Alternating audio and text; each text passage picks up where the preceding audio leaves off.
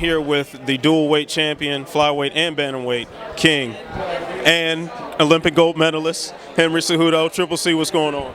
Doing good, man. Happy. Low up in the skies right now at Tyson Ranch. I can relate to that feeling. It's yeah. Let's just say we make contact. Yeah, we probably are. All right, Henry. Last time we saw you was some months back, defeating Marlon Moraes for the undisputed bantamweight title, and now you hold two belts, double the responsibility. Where are your loyalties lying as far as defending those belts? Both my kingdoms. They're both my kingdoms. I want it all. I want all the gold.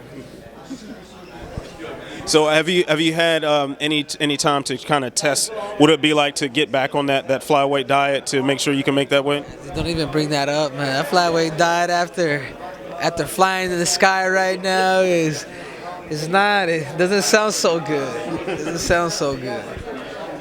It sucks, but I'm gonna finish my career at bantamweight, and I've always said that since watching my press conference at UFC 197 with Dominick Cruz. I'm gonna end up finishing my career at bantam. So it definitely seems like there are a lot more the sexier matchups at bantamweight. A lot of good names in that division. But do you feel a responsibility to? I mean, you've in essence kind of saved flyweight, but do you feel a responsibility to make sure you go back there and keep that division going? If I saved it, I mean these other guys could carry it on. You know what I mean? Like I did my job. They wanted me to fight TJ at 35, and I couldn't do it, man. When we first fought, I fought him at 25, and then went up, and then I won a bout. I think the flyweight division is so underestimated when it comes to talent. Like Demetrius Johnson, now me, two of the greatest now of in the sport of MMA. At least for me, at least us, like maybe top 10 accomplished, and they're both flyweights. Haraguchi goes up and wins the Bellator World Title, beats Darian Caldwell, rising champ. Man, there's a lot of talent out there. I just don't think there's a lot of personality. I think they're a little depleted for staying so small.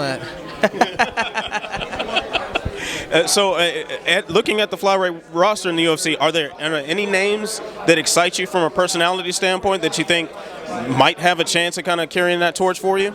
Yeah, I think obviously Joe's #1 contender. You got Kai Kara France. Sergio Petto just left. You have Alexander Pantoja, the Assassin Baby, Brandon Moreno.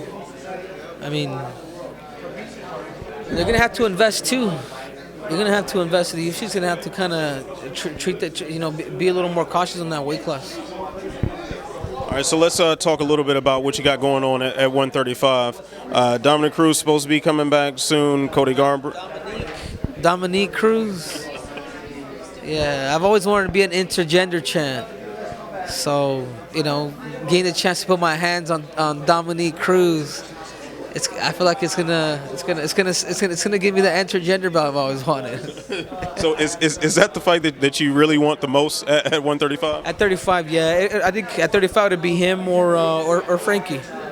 Him or Frankie Edgar. That's the fights I want that's the fight I want upon my return at 135 pounds. Which one of those two names you think is better for your legacy with a win? They're both up there. I think probably Frankie, because Frankie was a 155-pounder champ. The guys that he's beaten. Dominick's been hurt the majority of his career, so I'd probably have to say Frankie. But I would like Dominick just for the simple fact that he's a 135-pounder. He's a bantamweight. All right, so you've challenged for the intergender title. You got the gold medal. You got the flyweight. Got the bantamweight. But there was talk about you trying to fight Jose Aldo, trying to fight Max Holloway. How serious are those? Is that something that you legitimately are thinking about? Yeah, no, those are all serious calls. By the way, I've never called out Holloway. I've never called out Holloway just for the simple fact that I want to get up there. I want to see Volkanovski and have him fight some shorter guys to see it, because I feel like Frankie gave me kind of somewhat of a blueprint on how to fight a very, very tall guy like that. Remember, I'm 2 inches shorter than Frankie. My reach is not there. So I'm realistic, but I'm I'm optimistic, but I'm also realistic. So there's a time for everything. So even when Israel talks about him, waiting for another year to fight John Jones, I know what he's saying.